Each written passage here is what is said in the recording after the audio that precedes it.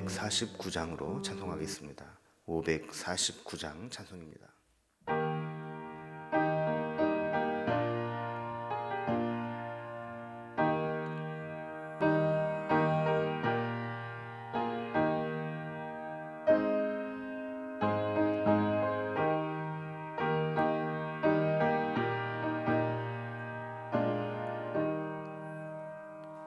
내 주여 뜻대로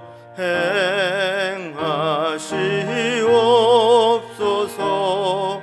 온 몸과 영혼을 다 주께 드리니 이 세상 고락간 주 인도하시고 날 주관하셔서 뜻대로 하소서. 내 주여 뜻대로 행하시옵소서. 큰 근심 중에도 낙심케 마소서. 주님도 때로는 울기도 하셨네. 날 주관하셔서 뜻대로 하소서. 내 주여 뜻대로 행하시옵소서. 내 모든 일들을 다 주께 맡기고 저 천성 향하여 고요히 가리니 살든지 죽든지 뜻대로 하소서.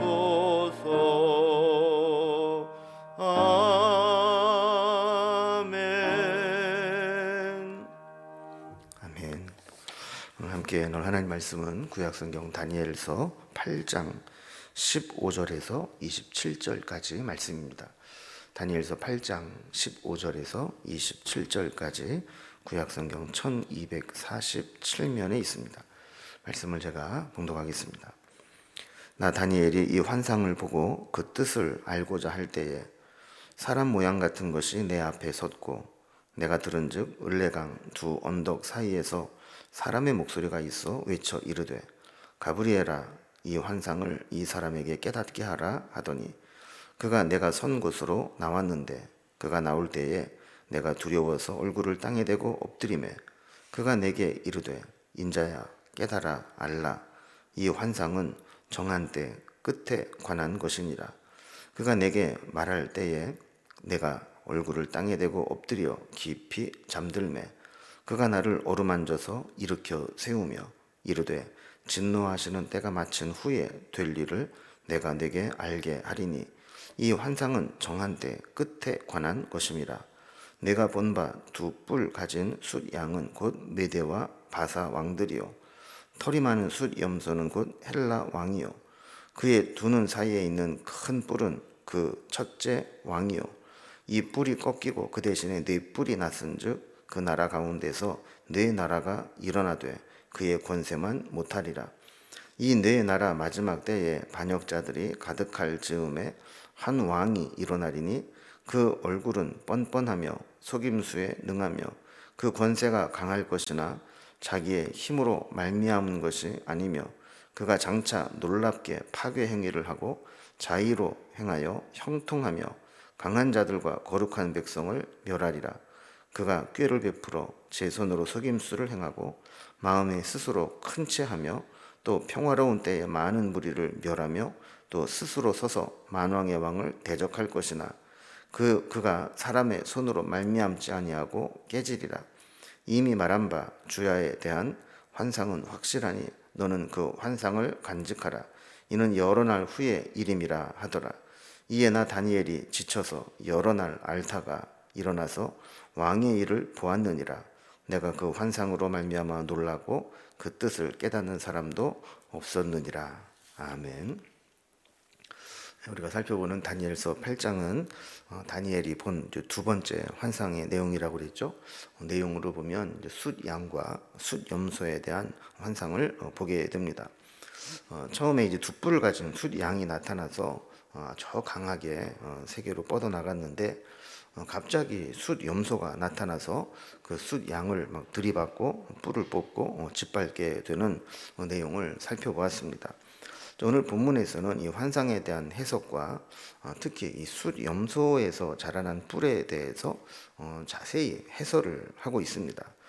결론적으로 말씀을 드리면 이 환상은 앞으로 되어질 일을 이야기하는데 숫양은 페르시아 제국이고 숫염소는 헬라 제국이다라고 우리에게 말씀을 하고 있습니다. 이때 성도들은 극심한 핍박을 받게 되고 또 박해자들에 대해서 때가 되면 하나님께서 그들을 심판하신다라는 내용을 담고 있습니다. 앞으로 되어질 일에 대해서 하나님은 환상을 통해 보여주신 일이 반드시 일어날 일이라고 확실 있게 말씀하시면서 그 마음에 간직하고 있으라 이렇게 말씀을 하죠. 금방 일어나는 것은 아니지만 여러 날 후에 반드시 일어날 일이기 때문에 그때까지 마음에 간직하고 있다가 힘든 일이 있을 때 또 그 일이 닥칠 때 이 말씀을 깨닫게 되기를 원하시는 겁니다. 오늘 본문을 단락별로 좀 살펴보면 먼저 15절에서 18절까지는 환상의 뜻을 알려주러 가브리엘이 나타나게 되는 장면이 나오게 됩니다. 그리고 19절에서 22절까지는 숫양과 또 숫염소에 대한 환상에 대해서 해설을 해주게 됩니다. 그리고 23절에서 27절까지는 그 중에서 숫염소의 뿔 중에 작은 뿔 하나에 대한 환상을 집중적으로 해석해 주는 내용으로 되어 있습니다. 먼저 첫 번째 단락을 봅니다. 전체적으로 환상의 뜻을 알려주러 온 가브리엘의 등장이 나오게 됩니다. 15절 말씀을 보면 이런 환상을 보고 다니엘도 그 의미가 무척 궁금했습니다. 그래서 그 뜻을 알고자 했다 그러는데 그러던 차에 사람 모양 같은 것이 나타나서 다니엘 앞에 있게 되었다 그럽니다. 자, 그리고 하나님이 그에게 이야기하는 것을 듣습니다. 16절에 보면 가브리엘아 이 환상을 이 사람에게 깨닫게 하라 이런 하나님의 음성이 들리게 되죠. 하나님이 가브리엘 천사에게 다니엘이 지금 본 환상의 의미가 무엇인지를 해석해 줘라 이렇게 말씀을 했다라는 겁니다. 17절에 보면 하나님의 음성을 듣고 하나님이 보내신 이 천사장 가브리엘의 등장에 다니엘은 무척 놀라고 두려워하게 되죠. 그래서 얼굴을 땅에 대고 엎드려서 하나님이 가브리엘을 통해 주시는 말씀을 기다리고 있습니다. 18절 말씀을 보면 다니엘이 그 상태에서 잠이 들었다 이렇게 이야기를 합니다. 큰 두려움에 정신을 잃은 겁니다. 그러니까 영적인 체험을 아주 강력하게 하게 될 때 진이 빠지고 체력이 소진되고 이랬던 거죠. 그래서 두려움에 정신을 잃게 되었을 때 가브리엘이 다니엘을 어루만지면서 그를 일으켜 세웁니다. 이렇게 다니엘에게 환상을 보여주신 하나님은 그 뜻을 알려주시기 위해서 가브리엘 천사를 보내주신 것입니다. 그럼 우리도 하나님의 말씀을 대할 때 때로 이해가 되지 않고 어려운 부분이 있다 할지라도 우리 성령님께 구하면 성령님은 우리 가운데 그 말씀을 또 깨닫게 해주시고 또 주의 종들의 설교를 통해서 말씀을 통해서 우리에게 그것을 분별할 수 있도록 해주시는 하나님이십니다. 두 번째 단락을 보면 숫양과 숫염소에 대한 환상을 보았는데 그것에 대해서 해설을 해주는 장면이 나오게 됩니다. 가브리엘 천사를 통해서 하나님께서 그 환상의 내용을 해석해 주시는데 그 의미를 이렇게 설명합니다. 19절에 보면 이르되 진노하시는 때가 마친 후에 될 일을 내가 네게 알게 하리니 이 환상은 정한 때 끝에 관한 것임이라 그랬습니다. 이거 보면 진노하시는 때가 마친 후에 그랬습니다. 이것은 지금 이스라엘 백성들이 하나님의 진노하심을 받아서 바벨론에게 나라를 망하고 포로로 끌려와 있는 상태를 말하는 것이죠. 그런데 이제 바벨론에 있는 성도들은 그럼 우리는 앞으로 어떻게 되는 거냐 이런 궁금증이 생기게 됩니다. 그럴 때 그 후에 어떤 일이 일어날 것인가, 마지막 때에 이 정한 때 끝에는 어떤 일이 있을 것인가, 이것을 보여주는 환상이라는 겁니다. 그러면서 지금까지 보았던 다니엘이 본 환상에 대해서 다시 설명을 해 주십니다. 20절에 보면 먼저 처음에 보았던 이 두 뿔을 가진 숫 양이 나오게 되는데 그들은 곧 메대와 바사의 왕이다 그랬습니다. 이 두 나라는 처음에 각각 일어난 나라들인데 나중에 바사 제국으로 통합되기 때문에 이 두 뿔을 가진 숫 양으로 보여주신 겁니다. 그러니까 메데라는 나라와 바사, 페르시아라는 나라는 거의 비슷한 시기에 등장을 하는데 이 메데라는 나라가 먼저 바벨론을 멸망시킵니다. 그리고 조금 후에 조금 늦게 등장한 이 바사, 페르시아가 이 메데를 합병시켜 버립니다. 그래서 처음에는 메데바사라고 부르기도 했는데 나중에는 이 페르시아가 주도권을 갖게 되면서 바사, 페르시아 왕국으로 부르게 되는 것이죠.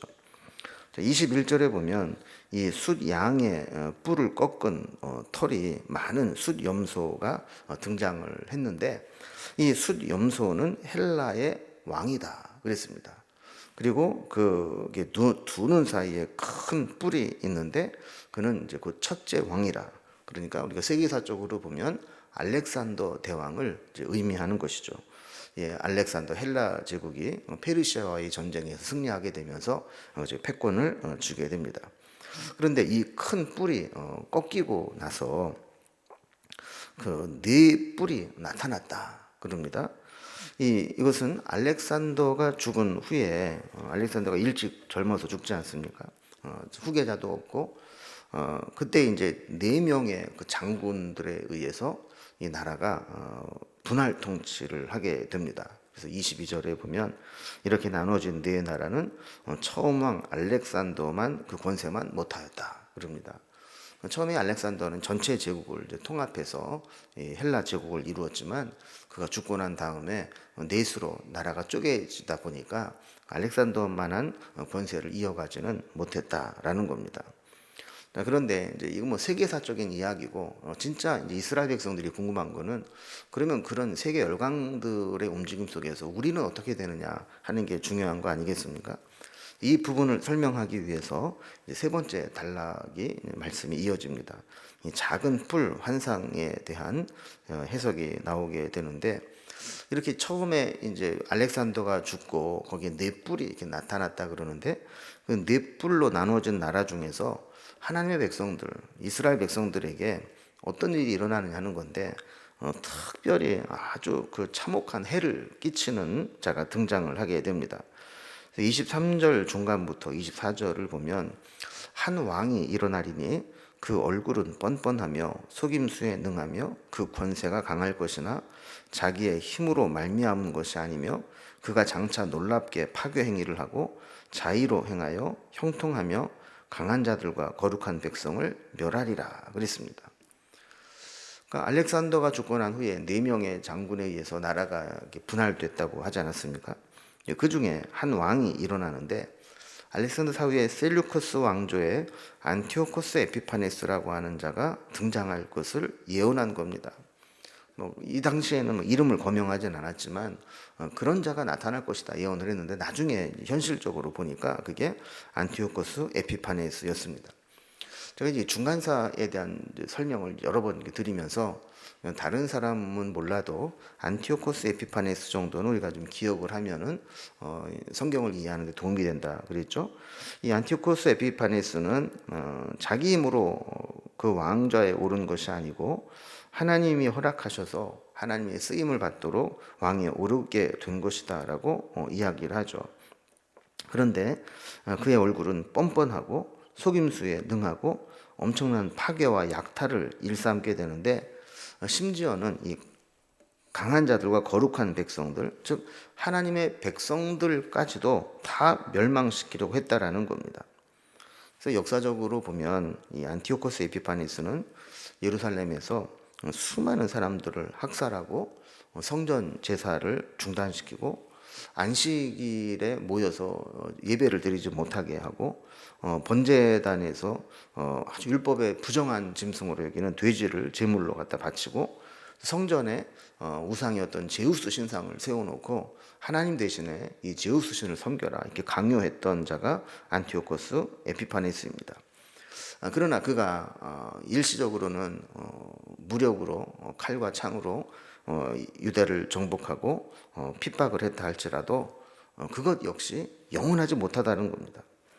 결국 유다의 마타디아스의 저항을 시작으로 마카비 혁명이 일어나서 일시적으로나마 그들을 몰아내고 독립을 쟁취하게 됩니다. 유대인들이 이렇게 일시적으로 독립을 쟁취한 후에 제일 먼저 한 일이 뭐냐 하면 에피파네스가 더럽힌 이 성전을 탈환하고 정화해서 재봉헌하는 일이었습니다. 뭐 돼지피를 갖다 막 뿌리고 제단을 그냥 막 회파하고 거기에 또 막 그 제우스 신상을 오고 이런 것들, 이런 상태로는 하나님 앞에 예배를 드릴 수가 없기 때문에 이런 부정한 것들, 불순한 것들은 다 치우고 깨끗하게 정결하게 해서 다시 하나님 앞에 올려드릴 수 있도록 성전을 정화해서 봉헌하게 되는데, 이것을 하누카라고 부르고 성경에는 이 하누카를 수전절, 씻을 숫자에다가 성전 전자를 써서 성전을 다시 깨끗하게 씻고 새롭게 하나님 앞에 봉헌하는 기념일, 수전절이라는 절기가 여기에서 나오게 되는 겁니다. 자, 25절을 보면 이 안티오코스 에피파네스의 교만이 극에 달하게 되는 것을 보게 됩니다. 그래서 막 속임수를 행하게 되고 스스로를 큰 치에서 기만하고 스스로 또 많은 무리를 멸하고 스스로 서서 자기가 만왕의 왕을 대적하기까지 합니다. 만왕의 왕은 하나님이신데 사람들을 핍박하고 한 것 정도가 아니고 하나님에게 대적하는 일을 하게 되었다는 거죠. 그러나 그의 나라가 영원하지는 않습니다. 곧 깨지게 됩니다. 다른 사람의 손으로 말미암지 않고 깨지리라 그랬습니다. 사람의 손이 아니라 한 나라에 의해서 망하게 되는데, 그 다른 나라가 바로 로마에 의해서 멸망을 당하게 되는 거죠. 하나님을 대적하고 교만한 자는 개인이든 국가든 반드시 하나님께서 누구를 통해서든 그를 심판하시는 것을 보게 됩니다. 26절에 보면 이런 이제 환상과 환상에 대한 해석을 다 말씀하신 후에 이 환상은 확실한 것이고 먼 훗날에 일어날 일이기 때문에 금방 이 일이 일어나지 않는다 할지라도 잘 간직하고 있어라 하는 당부의 말씀을 받게 됩니다. 그럼 우리도 마찬가지입니다. 우리도 하나님의 은혜를 입어도 오래 가지 않습니다. 조금 시간이 지나고 나면 받은 은혜를 다 새까맣게 잊어버리고 살 때가 많습니다. 하나님의 약속의 말씀을 받아도 이 말씀을 붙잡고 있으면 반드시 성취될 것인데 그때까지 기다리지 못하고 말씀을 놓아버리고 말씀을 잊어버리고 믿음을 포기하는 경우가 생기게 되죠. 하나님은 우리에게 하나님이 약속하셨다면 반드시 그 약속을 이루시니까 그 약속을 간직하고 믿음으로 살 것을 우리에게 말씀하는 겁니다. 27절을 보면 다니엘이 이러한 환상과 환상에 대한 설명을 듣고는 지쳐서 여러 날을 앓다가 일어나게 되었다라고 고백하게 됩니다. 저는 이걸 보면 하나님의 환상을 본다는 것이 얼마나 큰 에너지를 소모하는 일이고 두려운 일인가라는 것을 알 수 있게 되죠. 하나님은 하나님의 종에게 이 일을 깨닫게 하시고 보여주심으로 인해서 그가 하나님이 어떤 일을 행하실지를 알고 그 말씀을 간직하고 잘 견뎌내기를 원하시는 겁니다. 지금 우리나라는 주변에 여러 강대국들 사이에 끼어서 조금만 균형을 잃고 또 우리가 힘을 잃어버리게 되면 누군가는 우리에게 간섭을 하고 우리를 공격해오는 그런 위험한 처지에 있습니다. 예나 지금이나 짐승의 권세는 무서운 기세로 다가옵니다. 그래서 그들이 다가오게 되면 하나님 백성들을 유린하고 파괴하기도 하죠. 그러나 오늘 말씀을 통해서 우리에게 주시는 하나님은 이 교만한 이 세상 권력을 그냥 보고만 계시지는 않으시고 때가 되면 하나님께서 그들을 심판하시고 고통받는 하나님 백성들을 다 구원하실 것이라는 것을 말씀으로 여러 차례 권면해 주시면서 우리가 믿음으로 잘 이겨내기를 원하시는 겁니다. 여러분, 우리가 악한 영과 싸우고 세상 권력과 싸우며 살아갈 때 때로 힘들고 어려운 일들이 있을지라도 우리가 믿음을 지키고 하나님의 약속의 말씀을 붙잡고 있으면 때가 되면 하나님이 우리를 구원하시고 또 이 세상을 하나님이 심판하실 것입니다. 그때까지 믿음으로 승리하는 삶이 되기를 주님의 이름으로 기원합니다. 기도하겠습니다. 하나님 아버지, 저희들은 역사의 주관자가 하나님이심을 믿습니다. 한때 악한 자들이 이 세상을 호령하고 득세하는 것처럼 보일지라도 때가 되면 하나님께서 그들을 심판하시고 그 밑에 고통당하던 하나님 백성들을 구원하시는 하나님임을 오늘 말씀을 통해 다시 한번 확인하게 되었습니다. 우리가 생각했던 것보다 하나님의 그 구원의 때가 더딘 것처럼 보일지라도 우리가 낙심하거나 포기하지 않게 하시고 반드시 이루실 하나님, 그래서 여러 차례 말씀하신 하나님, 그 하나님을 믿고 의지하며 하나님의 구원이 임할 때까지 믿음으로 견뎌내는 저희들이 될 수 있도록 인도해 주시옵소서. 오늘도 이 세상 살아갈 때 저희들만 남겨두지 마시고 말씀으로 무장하게 하시며 성령님과 동행하는 하루가 되게 하여 주옵소서. 주님께 우리의 모든 삶을 부탁드리며 예수님의 이름으로 기도드리옵나이다. 아멘. 각자의 기도 제목들로 자유롭게 기도하시겠습니다.